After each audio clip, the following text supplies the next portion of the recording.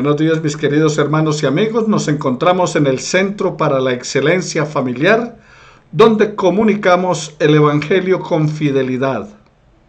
Con fidelidad a nuestro Padre Dios, soberano de toda creación, el eterno, hacedor de todas las cosas, movedor inamovible, el inmortal, invisible, único y sabio Dios. Glorificamos su nombre y le alabamos por ser quien es. Entonces, con fidelidad no solamente a nuestro Dios, sino también a la amada del Señor que es la iglesia, con fidelidad a la familia, nuestra familia, tu familia, debemos ser fieles a ella. Entonces, mis queridos hermanos, hablamos acerca de fidelidad a la palabra del Señor, porque tenemos todas las cosas que enseñamos y vivimos debe ser de acuerdo a la palabra del Señor, a los principios bíblicos, a los preceptos del Señor, porque el precepto de Jehová es puro que alumbra los ojos. Así que les invito siempre a estar aferrados a la palabra del Señor, buscando y reflexionando lo que Dios tiene en ella para todos y cada uno de nosotros.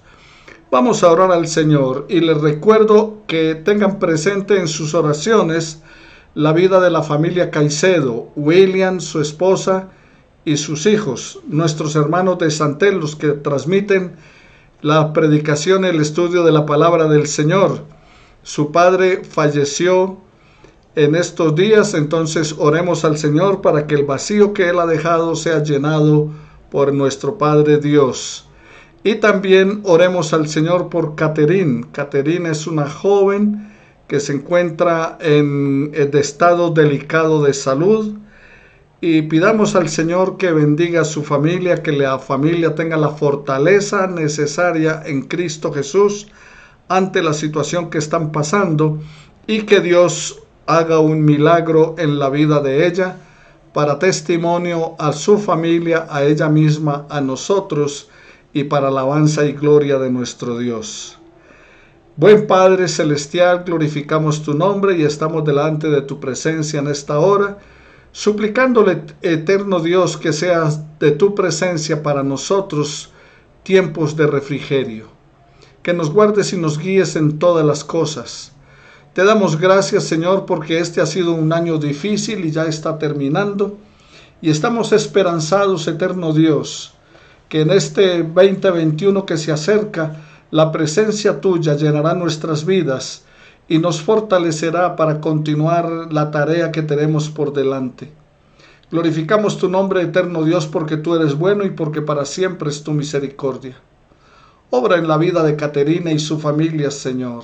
Haz un milagro, uno de esos milagros poderosos que tú realizas para que tu nombre sea engrandecido, sea glorificado por ellos. Los médicos han dicho que ya no hay nada que hacer, pero tú tienes la última palabra, bendito Dios, porque para los hombres es imposible, para Dios no lo es. Y tú eres el Dios de toda gracia y de toda bondad. También te pedimos, Señor, que pases tu mano sanadora y divina sobre nuestros hermanos del Centro para la Excelencia Familiar, que les des salud emocional, física, espiritual, y también sanes su economía. Amado Señor, nos gozamos y regocijamos en tu presencia y queremos que en Cristo Jesús nuestra vida sea guardada en ti y para ti, con el propósito que siempre glorifiquemos tu nombre y un día lo hagamos en la eternidad. Gracias te damos en Cristo nuestro Señor. Amén y amén. No se te olvide, querido amigo, en este momento puedes tomar tu teléfono y enviarle a tu familia un mensaje, que se conecten en santel.info para que escuchen de la palabra del Señor. También te recordamos que al terminar el estudio bíblico tendremos un tiempo de alabanza y luego vendrá la predicación de la palabra del Señor. Igualmente te pido que estés orando al Señor por nuestra familia. Mi esposa, mi hijo y yo hemos estado con problemas de salud en estos días. Así que hoy estoy haciendo un esfuerzo para poder compartir con ustedes la palabra del Señor. Y pidan al Señor que me devuelva la salud. La necesitamos para seguirles sirviendo. No olvides entonces, mis queridos hermanos, que después del estudio, la alabanza y luego la predicación de la palabra del Señor. Hoy estamos estudiando el sermón desde el monte y estamos en el estudio número 12. Hemos estudiado Jesús y el dar, Mateo capítulo 6, versículos 1 al 4. También Jesús y la oración, Mateo capítulo 6, versículos 5 al 15. Y hoy iniciaremos Jesús y el ayuno. Aquí en Mateo, en el capítulo 6, de los versículos 5 en adelante de la palabra del Señor, versículo 16, Mateo 6, versículo 16, cuando ayunes no seáis austeros como los hipócritas, porque ellos demudan sus rostros para mostrar a los hombres que ayunan. De cierto os digo que ya tienen su recompensa. Pero tú, cuando ayunes, unge tu cabeza y lava tu rostro, para no mostrar a los hombres que ayunas, sino a tu Padre que está en secreto, y tu Padre que ve en lo secreto, te recompensará en público. El tercer ejercicio espiritual que encontramos en la palabra del Señor, en el sermón desde el monte, es el que hace referencia al ayuno. Y nuevamente enfatiza que la motivación para el ayuno no puede ser aplauso o admiración de la gente. Es importante recordar que el ayuno no es para jactarnos en nuestra tremenda espiritualidad, ni tampoco para castigar nuestro cuerpo, ni para tratar de obligar al Señor a que haga lo que queremos. Ante todo, el ayuno debe ir acompañado de justicia y amor y debe ser para doblegar nuestra voluntad a la voluntad de nuestro Dios. Yo ayuno 2 veces por semana, se jactaba el orgulloso fariseo en la parábola que Jesús relató de Lucas capítulo 18 de los versículos 9 y siguientes. Jesús no condenó el ayuno, sino su jactancia. El ayuno puede ser beneficioso para la salud y ciertamente puede ser un medio de disciplina personal. No da, beneficios espirituales si lo practicamos para apelar a un reconocimiento público de una piedad superior, o sea, para mostrarnos que somos muy buenos, somos muy espirituales. No, Dios conoce la diferencia entre la autodisciplina y la autojactancia. Todo acto religioso digno del reino de los cielos debe ser motivado por el deseo espiritual de glorificar el nombre de nuestro Dios. La práctica del ayuno, o sea, el abstenerse de alimento por motivos religiosos, data de tiempos del Antiguo Testamento. Usted lo puede encontrar en 2 de Crónicas capítulo 20 versículo 3 y en Joel capítulo 2 versículos 12 al 15. En el Antiguo Testamento se establece el día de expiación como día de ayuno obligatorio. Y dice así la palabra del Señor en Levítico 16, versículos 29 al 31. Esta será para ustedes una norma perpetua. El día 10 del 7º mes ayunarán y no harán trabajo alguno, ni el nacido en el país, ni el extranjero residente entre ustedes. Porque en ese día tendrá lugar la expiación por ustedes y serán purificados en la presencia del Señor de todas sus transgresiones. Será para ustedes un sábado de descanso absoluto y de ayuno. Esta es una norma perpetua. Recuerde, Levítico 16, versículos 29 al 31 de la palabra del Señor. El ayuno nacional y obligatorio que encontramos aquí en este texto es una convocatoria que se hace a toda la nación. Pero también en la Biblia encontramos ayunos privados y aún comunitarios. Por ejemplo, se accionaba como una muestra de dolor ante la muerte de un ser querido. O sea, alguien que perdía un ser querido no comía, se quedaba un tiempo sin comer en tiempo de ayuno. pero también se hacían ayunos ante un peligro nacional. Y el pueblo lloraba para suplicar la ayuda de Dios cuando iban a ser atacados por los enemigos, o sea, un peligro nacional. Y un ejemplo de esto lo encontramos en Segunda de Crónicas, en el capítulo 20, versículo 3, cuando el rey Josafat proclamó en ayuno para todo Judá debido al peligro que se les cernía sobre su pueblo, ya que habían unos enemigos hecho una coalición para marchar contra Jerusalén. También se nos dice que Daniel ayunó esperando recibir respuesta de Dios en cuanto al cumplimiento de la profecía de Jeremías. Daniel capítulo 9, versículo 3. En el Nuevo Testamento nosotros encontramos a Jesús ayunando antes de iniciar su ministerio público, allí en Mateo capítulo 4, versículo 2. El profeta Isaías tiene una crítica muy fuerte al ayuno que se celebraba en su época. Y él está condenando acerca de muchas cosas que se estaban haciendo. Y proclamó que el verdadero ayuno era aquel que se comparte con el necesitado. O sea que el verdadero ayuno, ¿cuál era? El que se compartía con el necesitado. Isaías capítulo 58, en los versículos 1 al 12 de la palabra del Señor. Clama a voz en cuello, no te detengas, alza tu voz como trompeta y anuncia a mi pueblo su rebelión y a la causa de Jacob su pecado. Que me buscan de día y quieren saber mis caminos, como gente que hubiese hecho justicia y que no hubiese dejado la ley de su Dios. Me piden justos juicios y quieren acercarse a Dios, porque dicen, ayunamos y no nos hiciste caso, humillamos nuestras almas y no te diste por entendido. He aquí que en el día de vuestro ayuno, dice el Señor, buscáis vuestro propio gusto y oprimís a todos vuestros trabajadores. He aquí que para contiendas y debates ayunáis y para herir con el puño inicuamente. No ayunéis como hoy, para que vuestra voz sea oída en lo alto. Es tal el ayuno que yo escogí, dice el Señor, que de día aflija el hombre su alma, que incline su cabeza como junco y haga cama de cilicio y de ceniza. ¿Llamaréis a esto ayuno y día agradable a Jehová? ¿No es más bien el ayuno que yo escogí, desatar las ligaduras de impiedad, soltar las cargas de opresión y dejar ir libre a los quebrantados y que rompáis todo yugo?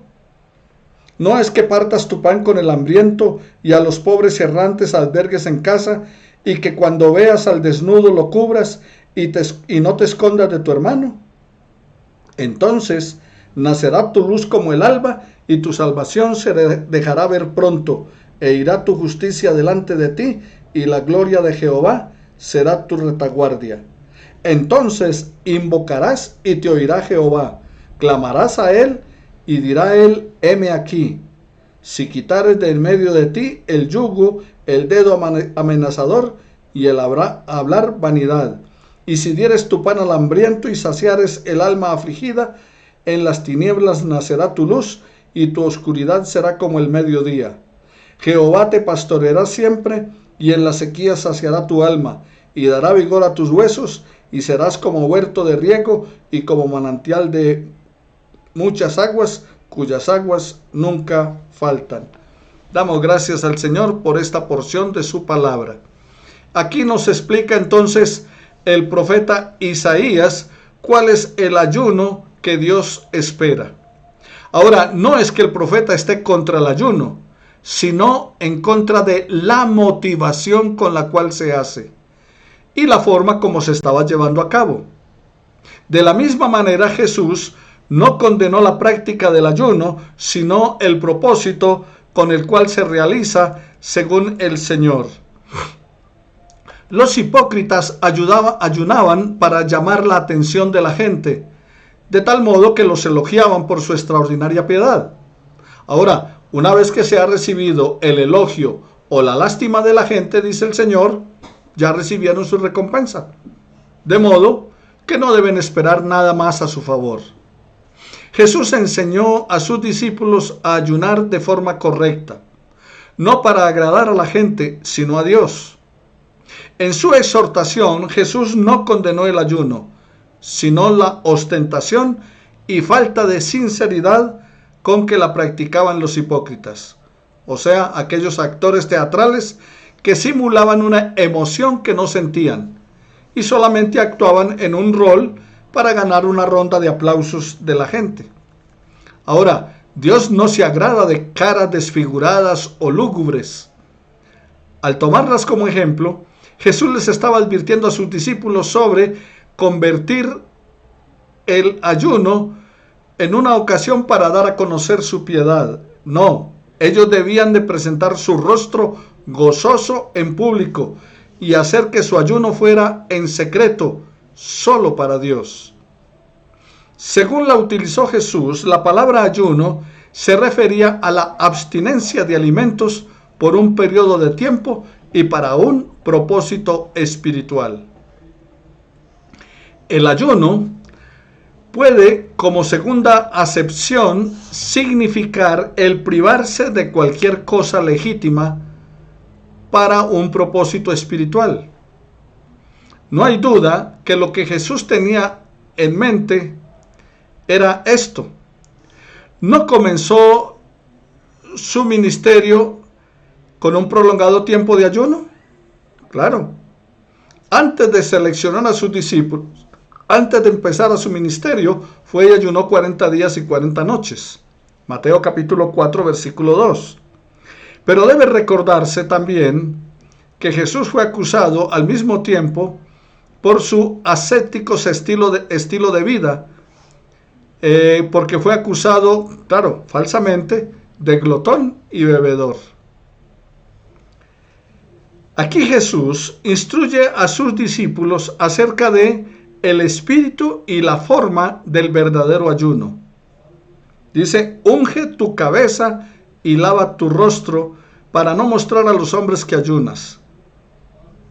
Sin embargo, notemos que no les mandó a ayunar, pero tampoco señaló ningún tipo de ayuno como parte de ejercicios espirituales de su reino. Mateo capítulo 9, versículo 14, Mateo 18, versículo 18 y 19. Ahora, aunque Jesús no abolió el ayuno, Jesús lo apartó del legalismo del antiguo pacto para colocarlo en la libertad del nuevo pacto. Eso fue lo que hizo el Señor Jesús. Entonces, veamos lo que dice ese versículo 14. Entonces vinieron a él los discípulos, o sea, Mateo 9, 14. Entonces vinieron a él sus discípulos de Juan diciendo: ¿por qué nosotros y los fariseos ayunamos muchas veces y tus discípulos no ayunan? Y en el capítulo 18 dice la palabra del Señor de Mateo, versículos 18 y 19: de cierto os digo que todo lo que atéis en la tierra será atado en el cielo, y todo lo que desatéis en la tierra será desatado en el cielo. Otra vez os digo que si dos de vosotros se pusieran de acuerdo en la tierra acerca de cualquier cosa que pidieres, les será hecho por mi Padre que está en los cielos. Así que lo que la palabra del Señor está planteando es que Jesús no pidió en ningún momento el ayuno como un tipo de ejercicios espirituales para su reino. No lo abolió, lo que hizo fue apartarlo del legalismo que tenían en aquella época. En ninguna parte del Nuevo Testamento el ayuno es obligatorio para el creyente. El creyente tiene libertad de ayunar o no, según su elección. Jesús ni lo recomendó ni tampoco lo condenó. No es un requisito legalista. El ayuno es una reacción espiritual espontánea para circunstancias especiales. El hecho, mis queridos hermanos, es que no todos los cristianos sienten que el ayuno es una ayuda para la oración. La idea de que el alimento produce carnalidad, mientras que la abstinencia lo induce a la espiritualidad, no tiene base bíblica. Es verdad que una alimentación desmedida no conduce a una espiritualidad profunda, pero eso es otro tema. Ahora, la enseñanza del apóstol Pablo fue que el reino de Dios no es ni comida ni bebida, sino justicia, paz y gozo en el Espíritu Santo. Romanos capítulo 14, versículo 17. Si la vianda nos hace más aceptos ante Dios, pues ni porque comamos seremos más, ni porque no comamos seremos menos. Primera de Corintios capítulo 8, versículo 8 de la palabra del Señor. No hay, mis queridos hermanos, ningún mérito en el ayuno en sí.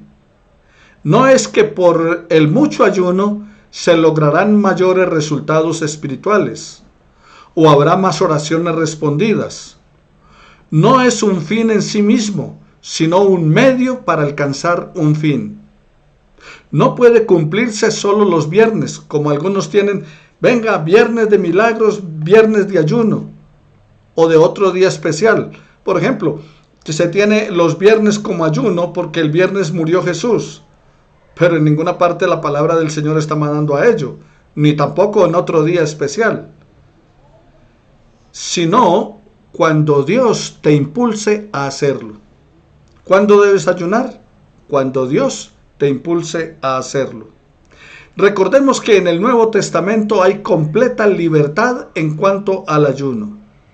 Sin embargo, es un hecho que muchos de los grandes santos de todas las épocas han tenido el hábito de orar y ayunar. Muchos misioneros han testificado de los grandes problemas aún insolubles y situaciones más impenetrables, difíciles, que han cedido por la oración con ayuno. Generalmente uno no ayuna hasta que siente una profunda necesidad de hacerlo. Una ventaja evidente, mis queridos hermanos, del ayuno es que ayuda a golpear el cuerpo y ponerlo en servidumbre. Primera de Corintios capítulo 9, versículo 27. Es un práctico reconocimiento de la supremacía de lo espiritual sobre lo sensual.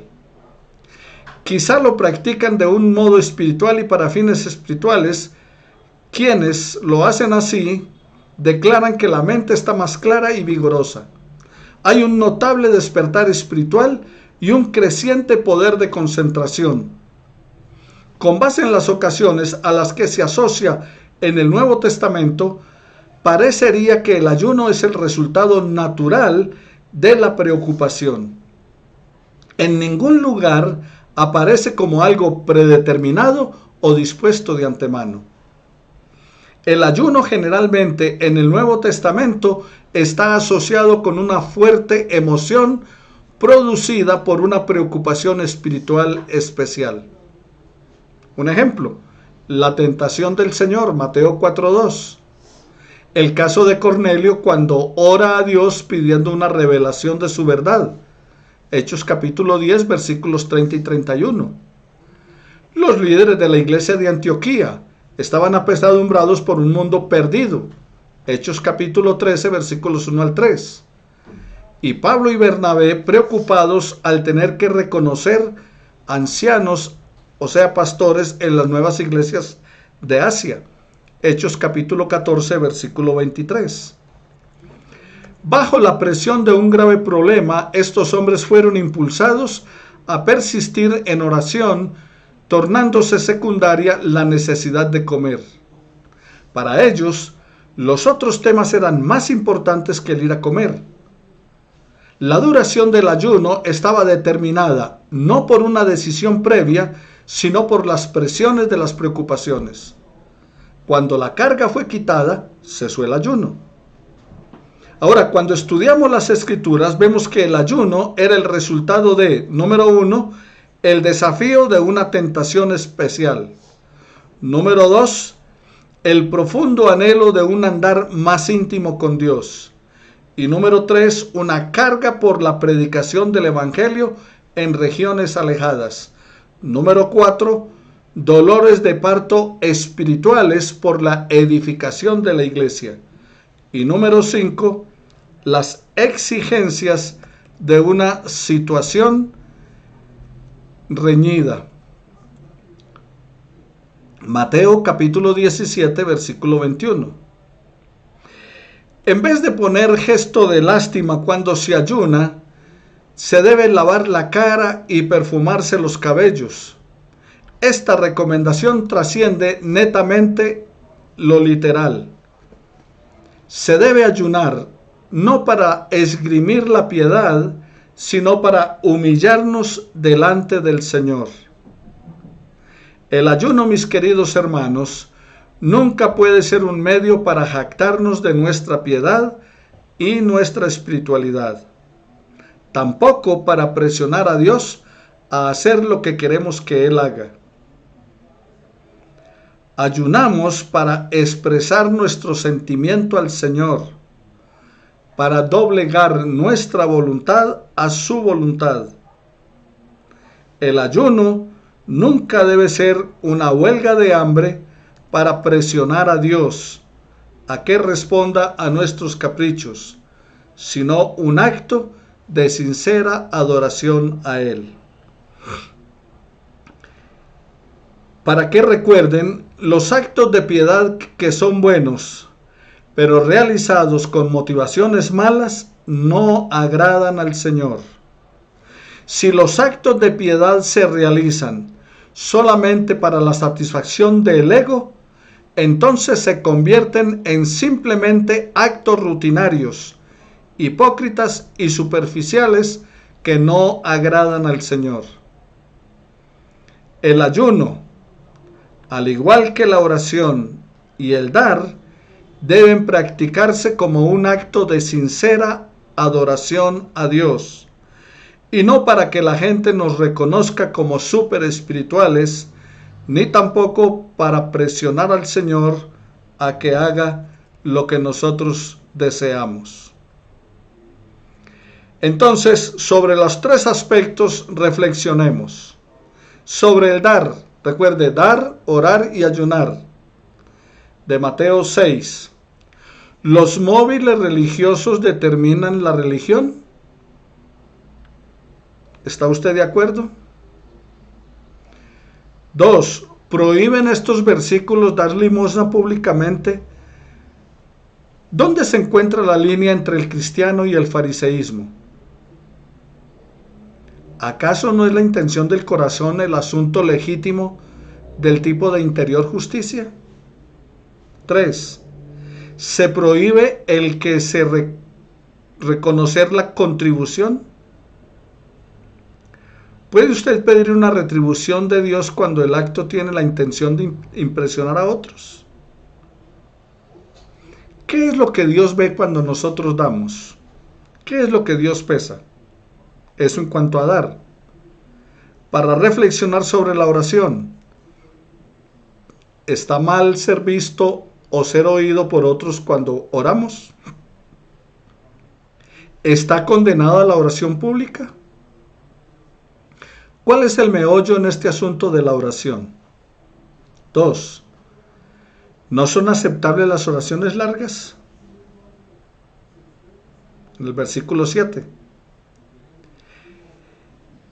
¿Es la manera con la intención que Jesús quería ajustar cuando dijo, no oren como los hipócritas?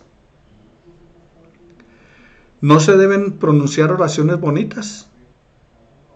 3. ¿Debe una oración estar bien hecha para que tenga validez? ¿Debe ser siempre añadida la expresión en el nombre de Jesús? ¿Por qué cosas, número 4, por qué cosas no podemos orar? Número 5. ¿Debiste repetir la oración que se encuentra en los versículos 9 al 13 del capítulo 6 de Mateo? ¿O sería esto arriesgado en el sentido de vanas repeticiones? O sea, él está repitiendo el Padre Nuestro, vez tras vez. Y sobre el ayuno, para reflexionar.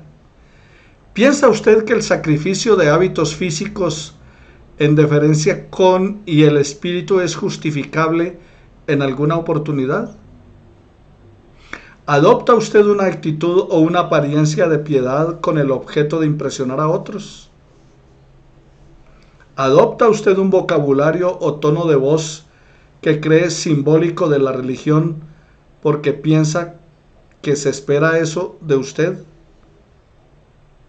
¿Y podría un cristiano practicar y promulgar la conducta cristiana y no por convicción personal ni por sentimiento interior, sino por la costumbre del medio?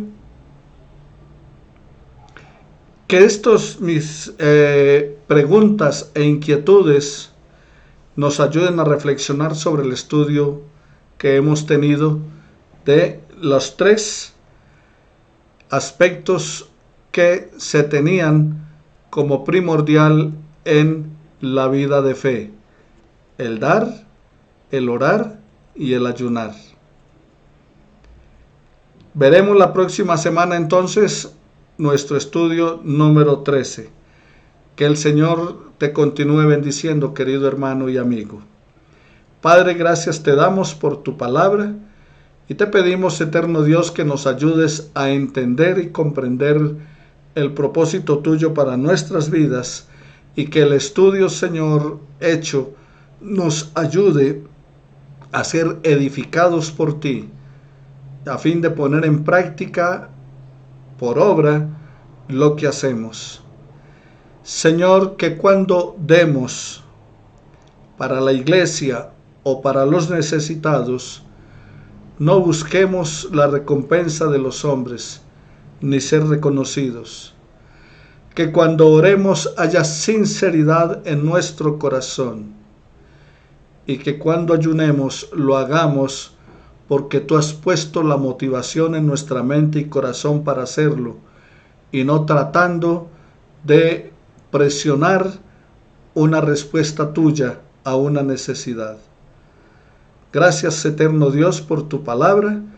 Gracias por orientarnos en nuestra vida de fe cada día. Que tu Espíritu Santo nos guíe hacia toda verdad. Es nuestra súplica en el nombre de Jesús. Amén y amén. Bendiciones, mis queridos hermanos. Continuamos entonces con la alabanza y luego la predicación de la palabra del Señor.